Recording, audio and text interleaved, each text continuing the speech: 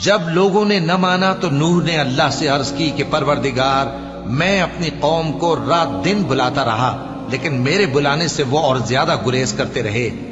جب میں نے ان کو بلایا کہ توبہ کریں اور تو ان کو معاف فرمائے، تو انہوں نے اپنے کانوں میں انگلیاں دے لی اور اپنے اوپر کپڑے اوڑھ لیے اور اڑ گئے اور خوب تکبر کرنے لگے۔ پھر میں ان کو بلند آواز سے بھی بلاتا رہا، پھر علانیہ بھی اور رازداری سے بھی سمجھاتا رہا۔ پھر میں نے کہا کہ اپنے پروردگار سے معافی مانگو کہ وہ بڑا معاف کرنے والا ہے۔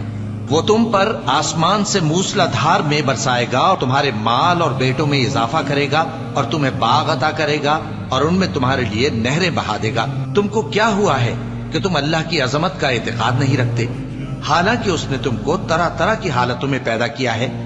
کیا تم نے نہیں دیکھا کہ اللہ نے 7 آسمان کیسے اوپر تلے بنائے ہیں اور چاند کو ان میں روشن بنایا ہے؟